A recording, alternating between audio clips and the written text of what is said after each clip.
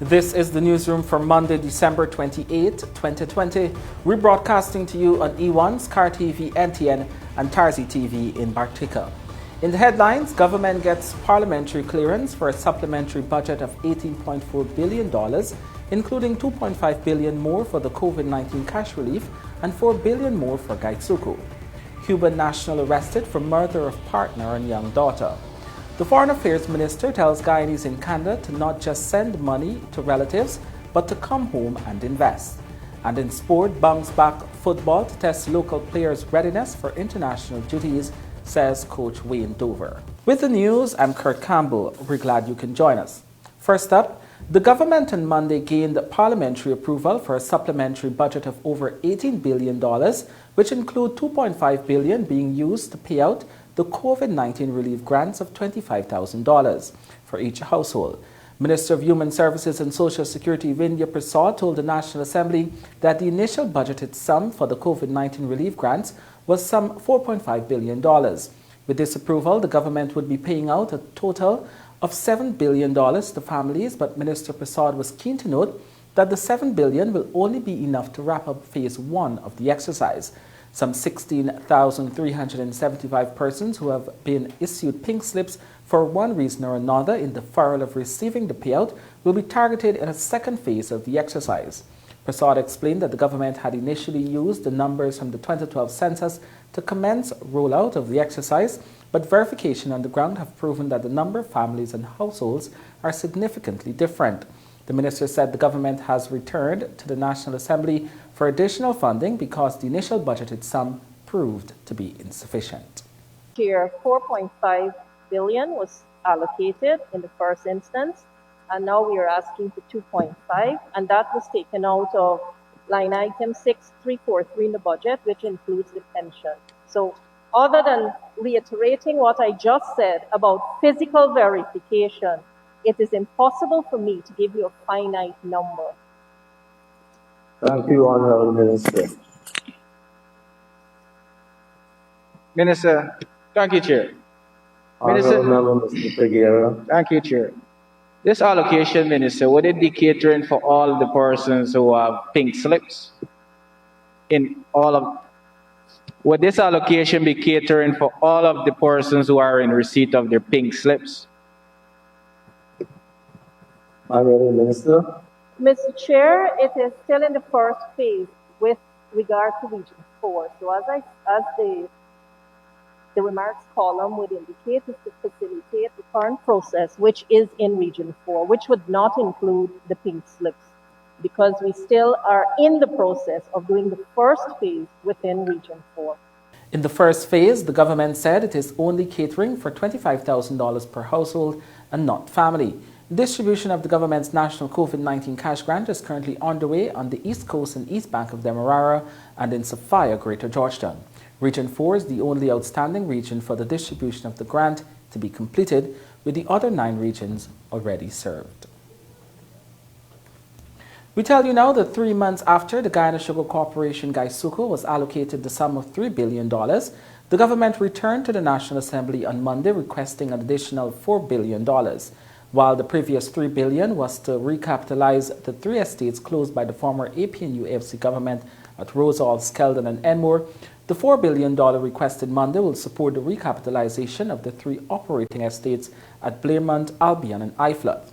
Up against intense scrutiny from the APNU-AFC parliamentary opposition, Minister of Agriculture Zulfikar Mustafa told the National Assembly on Monday that because of the neglect the 3 operating estates were subjected to over the last 5 years, critical capital works had become necessary. While assuring that the previous $3 billion went to the purposes intended, Mustafa said the $4 billion will bring the operating estates to a break-even point and eventually on the road to profitability. Give to this Honorable House how the $4 billion will be spent.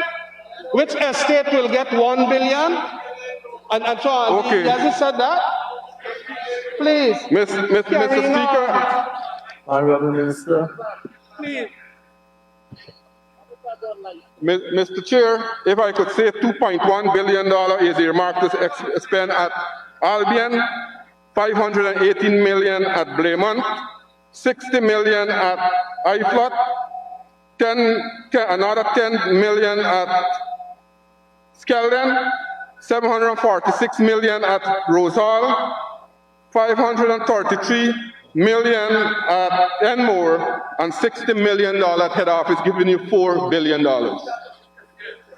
Thank you very much. In relation to the $3 billion that was provided for previously and voted provision, where was that spent? Because you had indicated that one was spent on those similar estates. Could you do a breakdown as to the $3 billion? Honorable Minister. Yes, Mr. Chair. Those money have started, or we started to expend money in the closed estate, those estate, that vested estate, and we'll continue to spend from this sum because a number of activities, as I said, we had to do a number of activity, and I could lay over. So the honorable member, the expenditure, I can go through line item by line item, hundreds of line items I could go through, or lay it to the member and tell him, show him the amount that we have expended in the $3 billion. Police have arrested the Cuban man who hammered and knifed his partner and her young daughter to death over the weekend. Bibi Katoon has the details. Police have arrested 27-year-old Joel Rodriguez for the murder of his partner Tara Krishnaran and her 11-year-old daughter. The Cuban national was arrested at Amelia's Ward Linden on Sunday, police said. Rodriguez reportedly murdered Krishnaran and her daughter sometime between Christmas night and Boxing Day at their Princess Street Lodge Georgetown home. The police recovered a blood-stained hammer and a knife at the scene. The woman's father, who also lived at the house, told investigators that the couple were involved in an argument at about 17:30 hours on December 25th and a fight ensued. The man said he went to bed since fights between the couple were a normal occurrence. The older man said he woke up at about 8 hours on Boxing Day but did not check for his daughter, thinking that she went to work and took her child as is customary. However, at about 20:30 hours, the man said he found that he was locked inside the house and decided to check his daughter's room. It was then that he made the gruesome discovery and saw his daughter lying motionless on a bed and his granddaughter on the floor. The police said wounds were discovered to the back of the woman's head, left side temple, and left side of the face.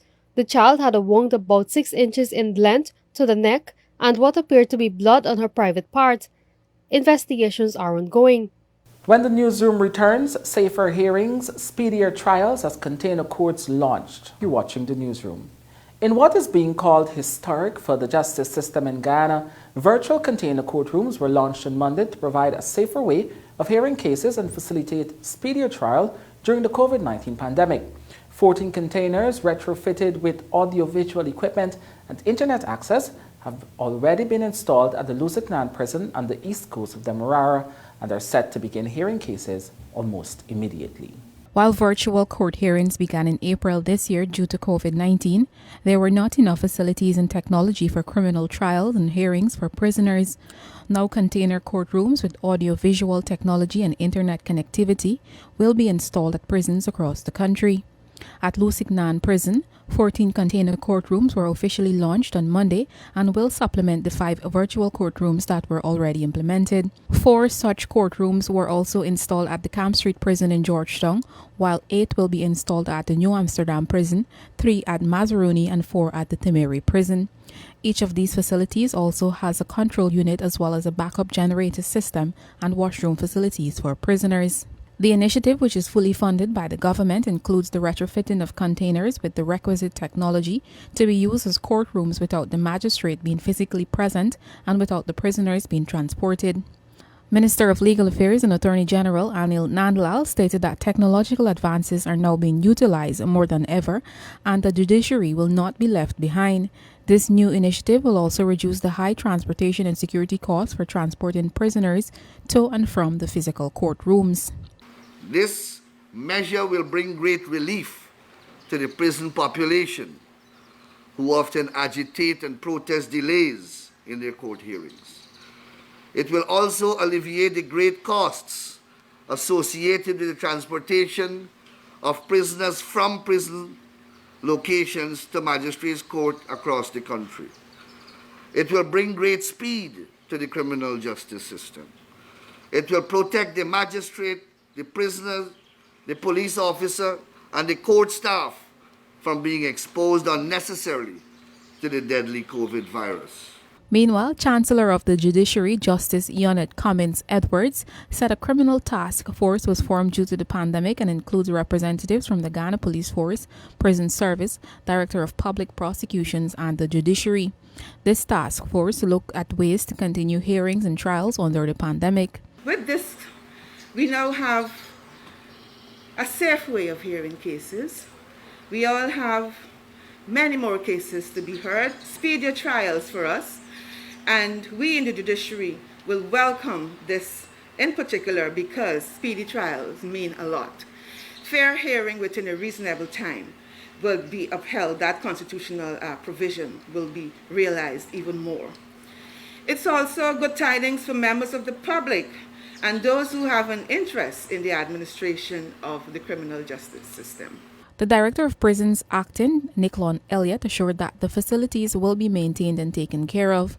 Additionally, in an effort to reduce the prison population due to the pandemic, a statistical audit was conducted where the prison administration and the judiciary revisited the policy for imprisonment.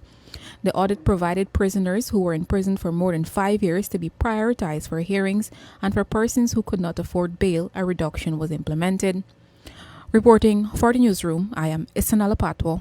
The government has agreed for the autopsy reports on the brutal murders of Berbice teen Joel and Isaiah Henry and Harris Singh to be shared with Director of the Argentine Team of Forensic Anthropology. This was revealed by Minister of Home Affairs Robson Ben on Monday.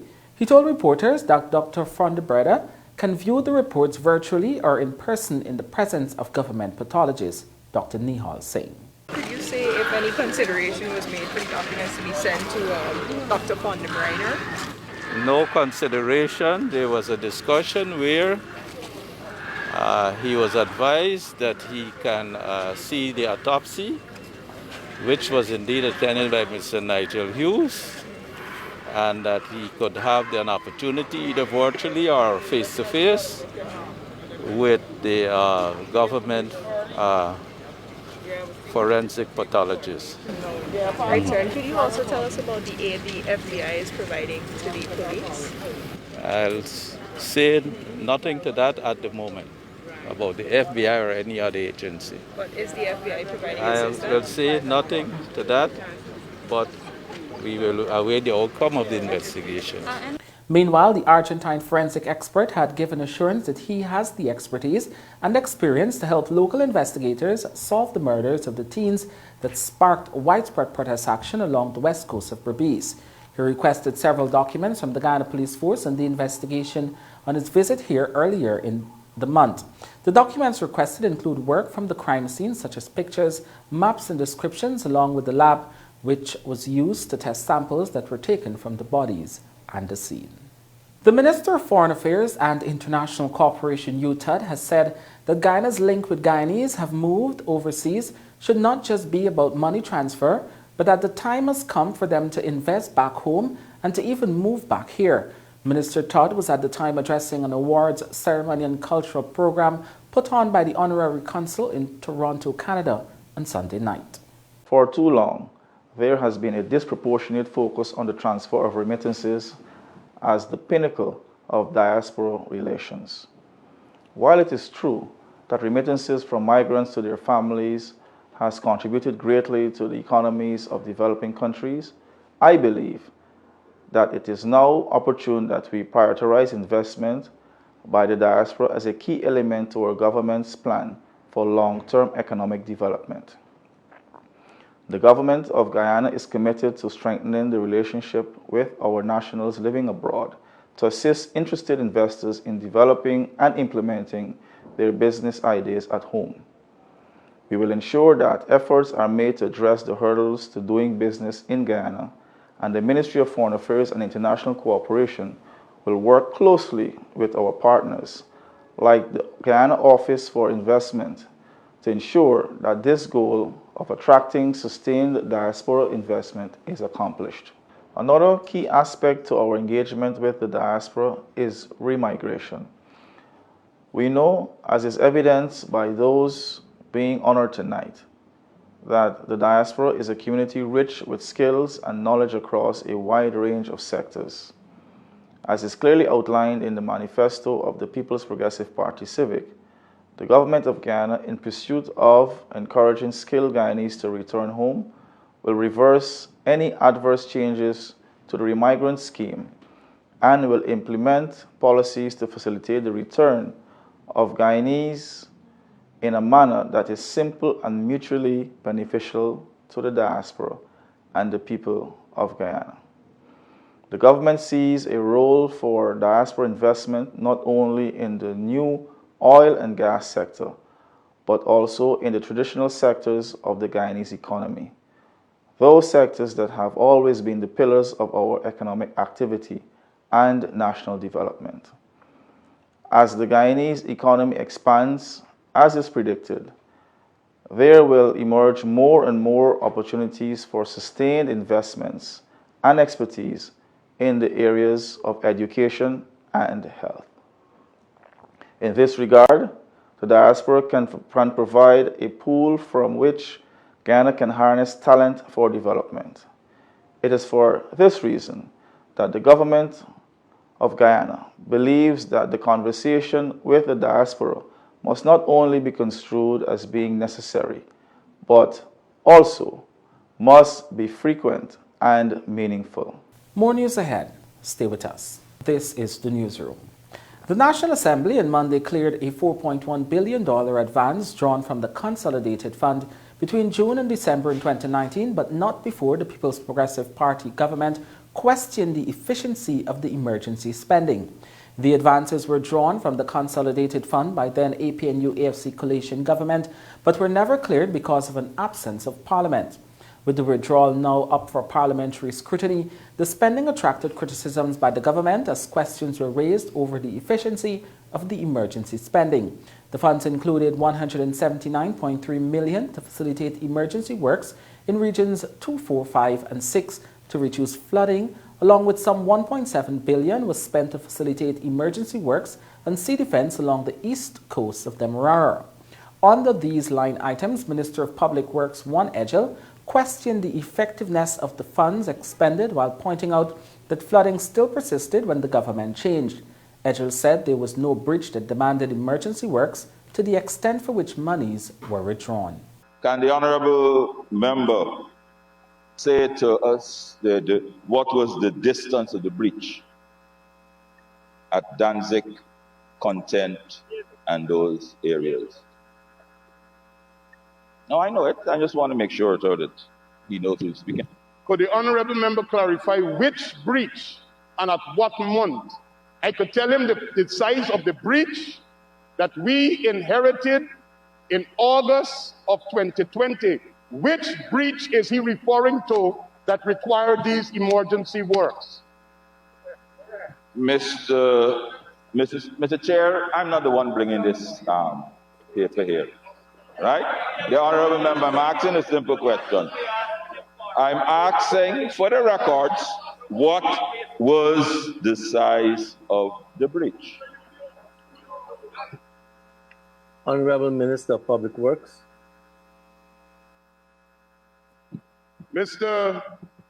Chairman, as the minister now managing this sector, I have no institutional documentation to suggest that there was a breach that demanded emergency works to the extent. As a matter of fact, if you check the supplementary paper,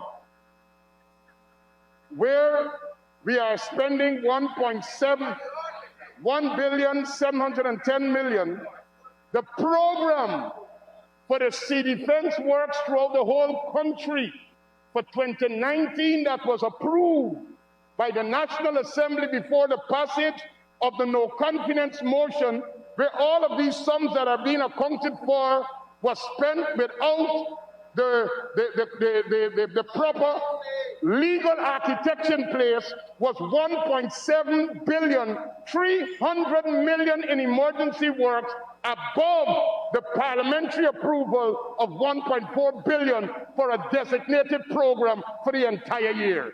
That is what we are talking about. The minister explained that when the PPPC government took office, it inherited a breach of 500 meters and made interventions in the same Farfield and Denzig area. Former Minister of Public Infrastructure David Patterson in response said large parcels of land were under threat due to saltwater intrusion along with the livestock of hundreds of families in the area.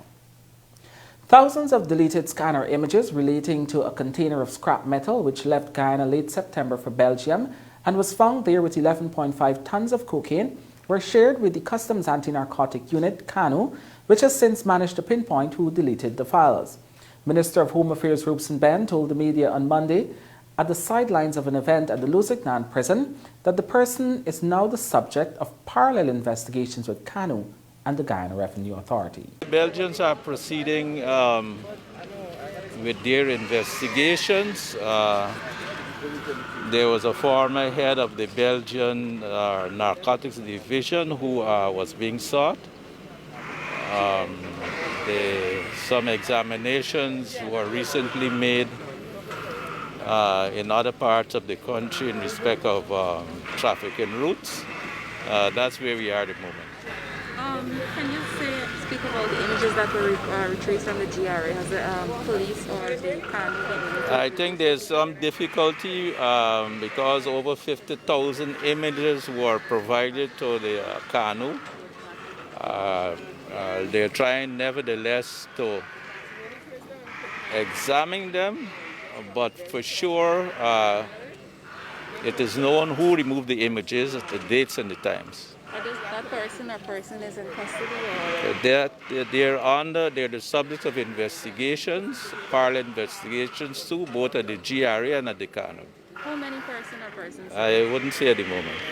The newsroom was further told by the head of CANU, James Singh, that the person was initially arrested earlier in November along with 3 others. 3 GRA employees and a broker were arrested in November and were all subsequently released. GRA managed to recover the images earlier this month. Thousands of other deleted files were also recovered, raising serious concerns for the authorities at GRA. The investigation also found that an administrative passcode, which was used to delete the files, but even more surprising is that the passcode was used by multiple persons. President Irfan Ali on Sunday evening announced that his government is working to provide free education at the University of Guyana by the end of 2024.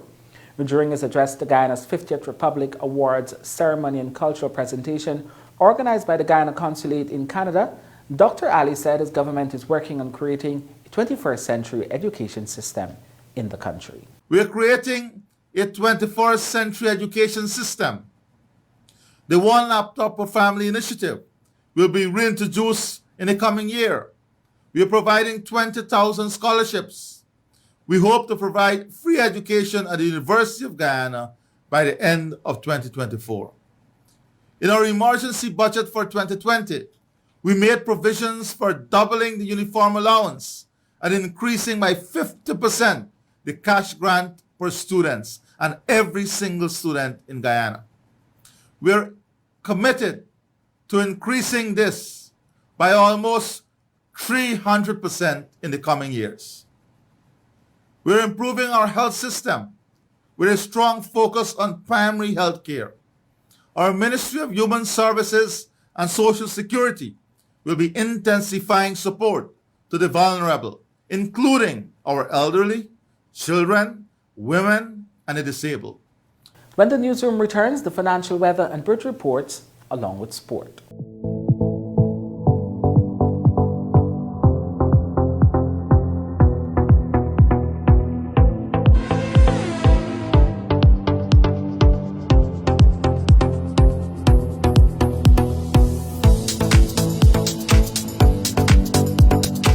Welcome back to sport. Let's take a look at what's happening in some football news. It is not the most ideal circumstances, but former Golden Jaguars head coach and current junior national coach Wayne Dover has indicated that the Bounce Back football tournament will serve as a good tool for the national coaches to measure the readiness of local players for the busy international schedule of 2021. Akyung Green spoke with the coach and filed this report. With no elite league then COVID-19, senior local football for many associations has been at a standstill for quite some time. Given the current circumstances, any senior competitive football seemed out of the question, at least for 2020. A team effort between the Kashiv and Shaggy organization, the Guyana Football Federation and the Ministry of Youth Culture and Sport has produced a 4-team tournament which starts Tuesday at the National Stadium Providence. According to Dover, it is a platform for great assessment of the players' current stance. Well, it is important to know that they're going to be some form of organized football before the end of the year, and this must have to be an encouragement on everybody's part to see that the players will run out again before the year is finished. And this also will work as a twofold for the planned preparation of the senior men national team for next year, because we all know they are going to be participating in two major tournaments next year. First, the Qatar World Cup qualifier, then the CONCACAF World Cup qualifier. So to actually have national players back on the field playing, it would serve as a good opportunity for the coaches to assess where they at to make the final plans to resume or to restart or to get the preparation up and running when it's necessary. Dover will coach the Georgetown All-Stars team, which boasts some of the promising youth talents in the country. While winning is always an aim, in these circumstances the objective is more on the youths getting a platform to perform. For me, it's much more about what we're going to achieve from this exercise for the national program rather than my chances to win the championship. What we do know that the entire group of players who has been selected by the national pool will be given the opportunity to have some playing time, and we're going to make some inclusion with players who are potential national players to showcase the talent to stake a claim of getting into the team. So the objective of this exercise for me and for the coach, the national coach, is to ensure we get these young players up and playing. But of course, there is a competitive nature to it, and no coach will go into a tournament just thinking about all that I said before and not want to win. So I think, just like every other team in the competition, we stand a good chance, and we're going to try and see how best we could make it possible to win these games and take the first prize. The Georgetown All-Stars will face Linden All-Stars, while East Coast All-Stars will clash with Westside All-Stars. The first match will start at 17 hours and the second at 20 hours. It will be streamed live on NCN, E-Networks, and the Ministry of Culture, Youth and Sport Facebook page. No spectators will be allowed at the National Stadium. For the newsroom, Akim Green. We tell you now that national footballer Curtis Kelman is hoping that due to the long layoff in domestic football for varying reasons, the upcoming bounce-back football tournament, along with consistency in national team sessions, can catapult him back into the senior Golden Jaguars squad. Akim Green reports. For many talented locally based footballers, it seems all will start even in regards to auditioning for a Golden Jaguar spot, given a void of competitive domestic tournaments for varying reasons. While it is understood the national team sessions are expected to resume in January, there is a chance before those sessions to impress head coach Marcio Maximo via Chude Bounce Back Football Tournament. In 2021, Guyana will participate in the World Cup qualifiers and the Gold Cup group stage qualification process. Curtis Kelman last played for Guyana in 2017 against Indonesia. Being able to play in this game, I want to give my best shot, do what I do best, and also be strong collectively with my team, so that I could get a chance to give the coach an option to select me in the upcoming game for the squad. The 22-year-old who returned for Linden All-Stars has not played competitive football since March for his college team, Eastern Florida State, and said it is joy just to be back doing what he loves. I'm very excited to get a chance to play one of the things that I love the most, play football, getting a chance to be out there, do what I love the most, be around my teammates. It's a great opportunity to be back out there on the pitch. The Western Tigers player will spend the final semester at Daytona State College for his associate degree in business administration with a specialty in entrepreneurship. He indicated that these matches are a great chance to test his level of receptiveness to the work he was doing in college with the coaches. Being in college for the past 2 years, I've gained more knowledge on the game, getting to understand the game more better. So these games would bring a great chance of me putting out there to show what I learned about the game, more on the game, and show what I understand and put it into place, what I learned from college, so that I can put it into place in this game. All the players were required to conduct COVID-19 tests, and Kelman said it's a new norm for him, having to undergo such strict guidelines. However, they understand this is a new normal, and they want to be engaged in as much as possible in the game of football. For the Newsroom, Akim Green. Cricket news now. West Demerara Masters have played a life-changing stroke by donating their entire prize money from a recent cricket tournament to a teenager who is preparing for renal surgery. West Demerara Masters, seen here in the green uniform, ended the inaugural Guyana Cricket Board's over 40 tournament as runners-up to Regal Masters, where they walked away with $100,000 and have passed on the entire sum to Nadia Budwa to assist with dialysis for her teenaged son. Aditya Mohabir, 15, was diagnosed with renal failure in August this year and has since been battling for his life with his single-parent mother by his side. The surgery, which will be done at the Georgetown Public Hospital by Dr. Kishore Prasad and his team of surgeons, will see Nadia donating one of her kidneys to her son. Members of the West Demerara Masters heard of the situation and immediately following the conclusion of the cricket tournament early in December, handed over the check to Aditya and his mother. The West Demerara Masters are also urging others to reach out to Aditya and his mother in any way to make the already tough time a little easier. The family can be contacted on 686-1355. Now, Australia face an uphill task to avoid defeat by India in the second test after collapsing on the third day in Melbourne. Trailing by 131 runs in first innings, the hosts lost 3 wickets for 1 run as they slipped a 99 for 6 at the MCG. An unbroken 34-run stand between Cameron Green and Pat Cummins helped them to 133 without further loss at the close, leading by only 2 runs. India were earlier dismissed for 326, with Ajinkya Rahane making 112. Australia, leading 1-0 in the 4-test series, were reasonably settled at 71 for 2 before they lost 4 wickets in the final session. All-rounder Ravindra Jadeja took 2 for 25 and debutant pace bowler Mohammad Siraj 1 for 28. And Faf du Plessis made a career-best 199 as South Africa prospered in the first test against Sri Lanka with a massive first innings score of 621 and a lead of 160 on day 3 on Monday. Sri Lanka closed on 65 for 2 in their second innings with Kusal Mendes on 33 not out and Dinesh Chandimal 21. Seema Lungi Ngidi picked up both wickets to fall, bowling captain Dimut Kuratnarate with a delivery that kept low before Kusal Mendes edged to slip. Du Plessis fell short of a major milestone after he attempted to lift the leg spinner Wanindu Hasaranga over mid-on, but instead offered a simple catch to Kurunaratne. He faced 276 balls and hit 24 fours, a masterful display of batting on a wicket that was not easy for batsmen with pace and variable bounce. And New Zealand's bowlers took a couple of rain and hail shower delays in their stride and slowly broke down Pakistan's stubborn resistance to take control of the first test on Monday. Fahim Ashraf was dismissed for 91, his highest test score, just before the close of the third day's play at the Bay Oval, as Pakistan were bowled out for 239, still 192 runs behind New Zealand's 431.